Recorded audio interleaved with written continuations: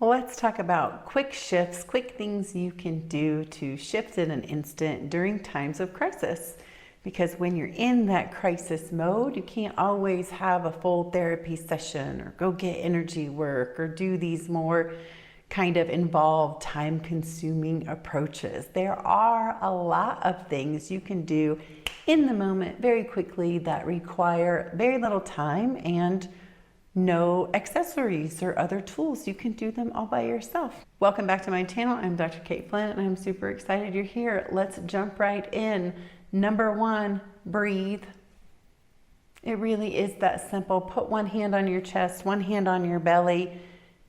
Be present and enjoy nice, deep breaths. It is so simple and yet it is so super effective when it comes to shifting the balance within your autonomic nervous system, shutting down or turning down the volume on your sympathetic response so that your parasympathetic can slow your heart rate, improve your circulation and digestion, and help you just be, to take you out of reactionary mode, right? Give yourself a little bit of space.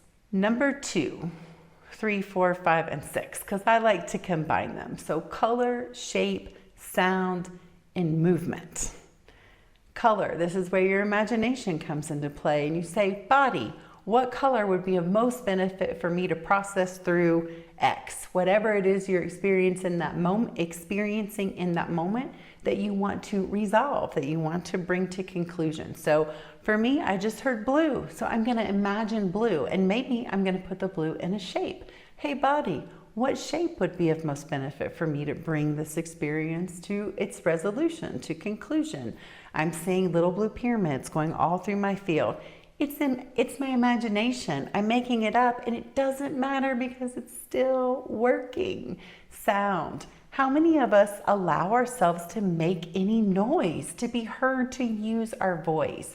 So toning, chanting, oming, singing, whatever it is, be heard, right? You are allowed to make noise. You are allowed to be loud, to be heard, to take up space. So color, shape, sound, and then movement. Whether you want to bounce on your toes, sway to imaginary music, dance, jump, run, skip, whatever it may be. I like to walk in figure eights sometimes. Say, body, how would you like to move to be able to bring this that I'm experiencing, that I don't want to experience anymore, to conclusion, and let your body move in that way. Number 6, have a pillow fight. Beat your pillow against your bed. Get your anger, your frustration, your aggravation, your feeling of helplessness or hopelessness, whatever it is, out.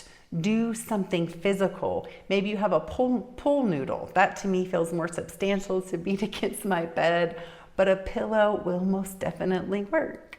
You can also use that pillow for number 7, to scream into it. Because while I do encourage you to om, tone, chant, sing, use your voice, I have let out blood-curdling screams within my neighborhood, and it did cause some concern, right? So you can still let out that otherworldly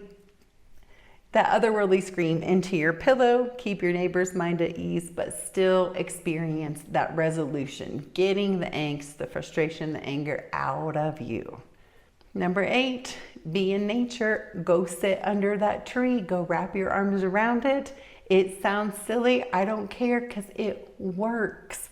Be outside.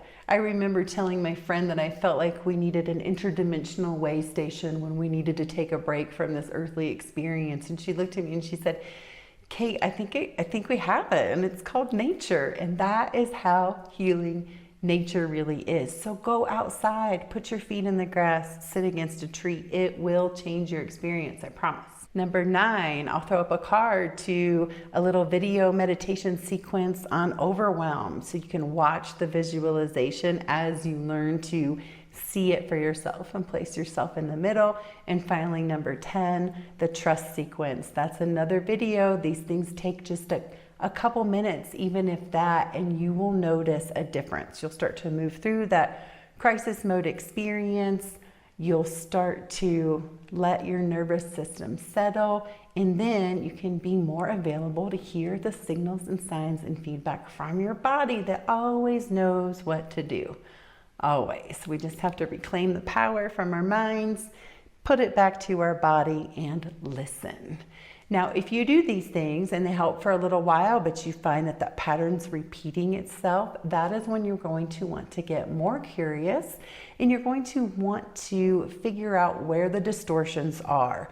Where are the hiccups, the glitches in the force or field or whatever you want to call it, that is allowing life force energy to be siphoned out of you, kind of fueling your mental thoughts or keeping you stuck in the past so that you can implement appropriate correction.